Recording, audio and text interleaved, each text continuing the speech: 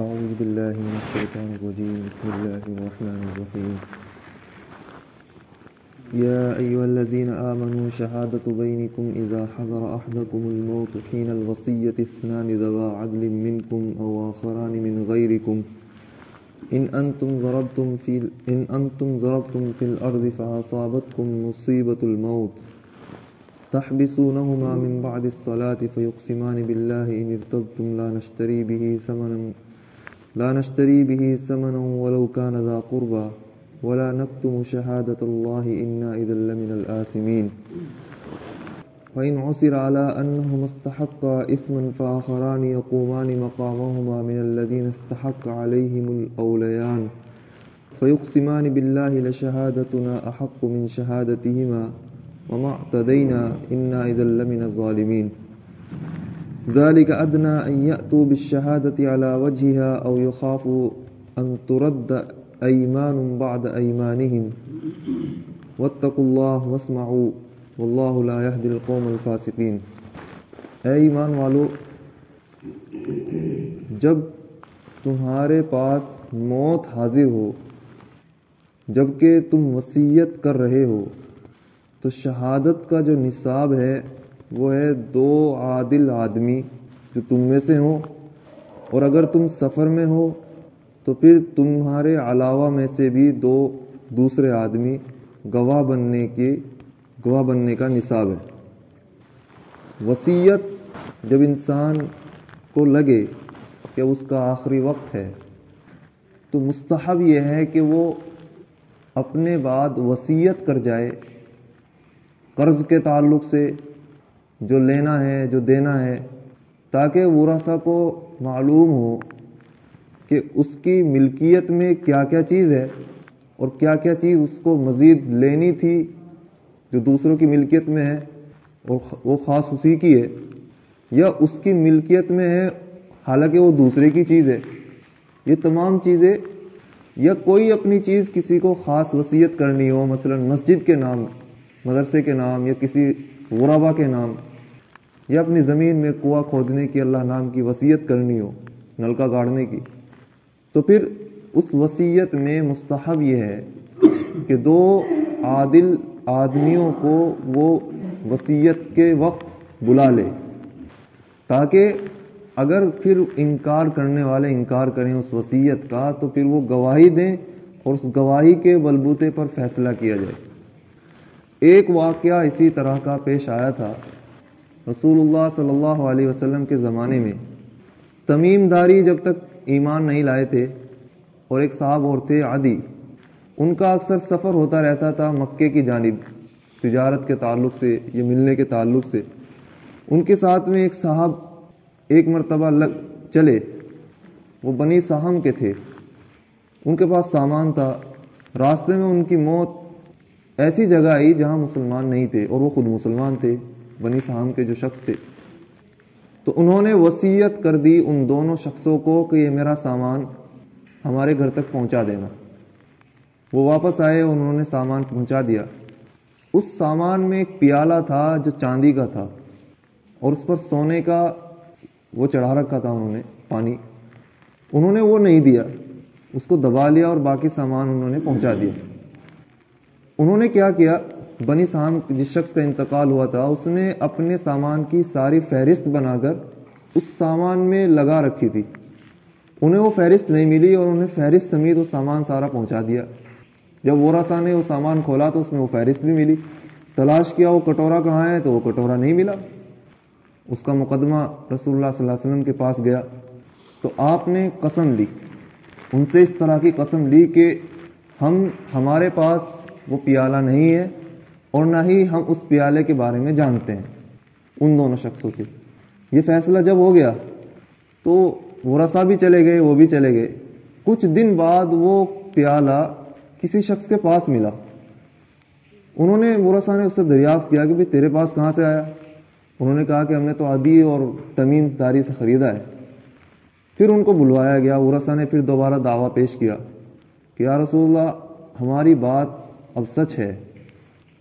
اور رسول اللہ صلی اللہ علیہ وسلم نے ان سے جو یہ قسم لی تھی کہ اس پیالے کے بارے میں کہ ہم کو اس کا معلوم نہیں ہے، تو انہوں نے اس کا عذر کیا کہ ہمارے پاس چونکہ گواہ نہیں تھے، ہم نے اس سے خرید لیا تھا، اس لیے ہم نے یہ کہا کہ ہم کو اس کا معلوم نہیں ہے، حالانکہ ہم نے اس سے یہ پیالہ خرید لیا تھا۔ تو پھر ایسی صورت میں حاکم رسول اللہ صلی اللہ علیہ وسلم نے اور دوسرے حاکم کے لیے بھی یہ آیت کریمہ نازل ہوئی تھی کہ ایسی صورت میں پھر جبکہ قولوں میں تضاد ہو، ایک شخص کچھ کہہ رہا ہے، دوسرا کچھ کہہ رہا ہے، اور ورثہ کے لیے مکمل دلیل معلوم کرنا بھی یہ ان کی قدرت میں نہیں ہے، کیونکہ وفات کسی دوسری جگہ ہوئی، وہ دلیل لائیں تو کہاں سے لائیں؟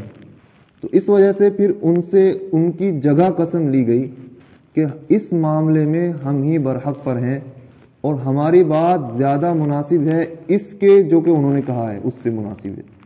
تو اس قسم کو لے کر پھر وہ فیصلہ کیا گیا کہ وہ پیالہ ورثہ کو دے دیا گیا۔ تو یہ شہادت کا نصاب تھا کہ اگر اس طرح کا کوئی فیصلہ آ جائے، قاضی اس کی صورت کیا کرے گا، تو وہ صورت یہ تھی جو اس واقعے میں پیش کی گئی، اسی کے تعلق سے اللہ رب العالمین نے یہ آیت کریمہ نازل کی تھی۔ اے ایمان والو، تمہارے درمیان شہادت کا نصاب ہے 2 آدمی، عادل آدمی تم میں سے، جبکہ تم تک موت حاضر ہو یا وصیت کرو، اور اگر تم سفر میں ہو تو پھر دوسرے غیروں میں سے بھی بنا سکتے ہیں۔ یعنی اول درجہ تو یہ ہے کہ مسلمان 2 عادل آدمی ہوں، لیکن 2 عادل نہیں مل رہے ہیں تو پھر مشرکین میں سے، کفار میں سے بھی بنا سکتے ہیں۔ نہ بنانا بھی جائز ہے، جب نہ بنانا جائز ہے تو پھر کفار میں سے تو بنانا بدرجہ اولا ہوگا۔ ان انتم ضربتم فی الارض فاصابتکم مصیبت الموت، اگر تم زمین میں سفر کرو پھر تم کو موت آ جائے تو دوسرے لوگوں کو بھی بنا سکتے ہیں۔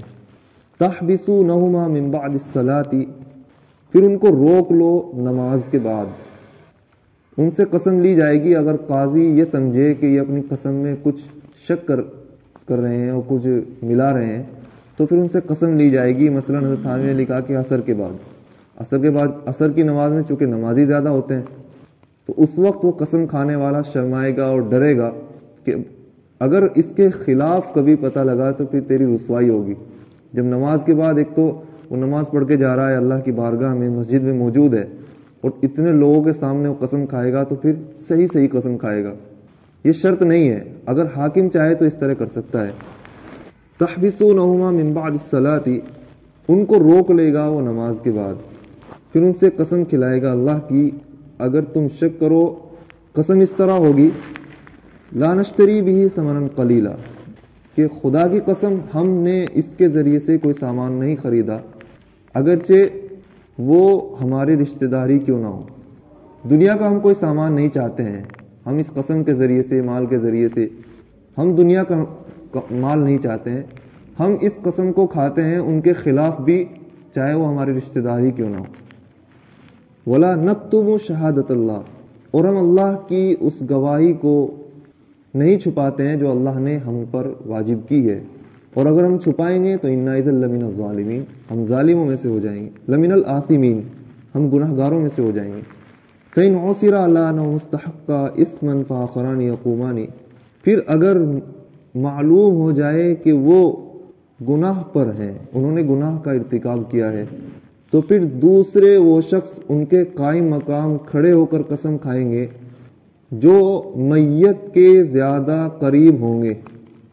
فیقسمان باللہ، پھر وہ قسم کھائیں گے اللہ کی، لشہادتنا احق من شہادتہما، وہ اس طرح قسم کھائیں گے کہ ہماری شہادت ان کی شہادت سے زیادہ بڑی ہوئی ہے، کیونکہ واقع ہوا ہے دوسری جگہ۔ یقین کے ساتھ نہیں کہہ سکتے کہ ہم ہی ٹھیک ہیں، کہ واقع کتنا مناسب الفاظ قرآن نے یہاں ذکر کیے ہیں کہ کوئی آدمی جب یقین کے ساتھ نہیں کہہ سکتا تو پھر انہوں نے قسم کس طرح کھائی، تاکہ وہ جھوٹ بھی نہ ہو کہ ہماری شہادت بادر النظر میں، ظاہراً دلیل میں ہماری شہادت ان کی شہادت سے بڑی ہوئی ہے، حقیقت میں چاہے وہ صحیح ہو لیکن ہماری شہادت بڑی ہوئی نظر آ رہی ہے تو فیصلہ ہمارے حق میں ہو، اس طرح وہ قسم کھائیں گے۔ وما اعتدینا، اور ہم نے زیادتی نہیں کی، انا اذا لمن الظالمین، اور اگر ہم زیادتی کریں گے تو پھر ہم ظالموں میں سے ہوں گے۔ ذالک ادنی یأتوا بالشہادۃ علی وجہہا، یہ مناسب ہے اس طور پر کہ وہ شہادت لائیں، شہادت پیش کریں ہو بہو، یا وہ ڈریں اس بات سے کہ ان کی شہادت ان کی قسمیں کھانے کے بعد انہی کی جانب لوٹیں گی. اگر جھوٹی قسم کھائیں گے تو پھر انہی کی جانب لوٹیں گی، پھر ان کو رسوائی ہوگی. واتقوا اللہ واسمعوا، اللہ سے ڈریں اور غور سے سن لیں. واللہ لا یہدی القوم الفاسقین، اللہ رب العالمین فاسق قوم کو ہدایت نہیں دیتے. اللہ سمجھ کی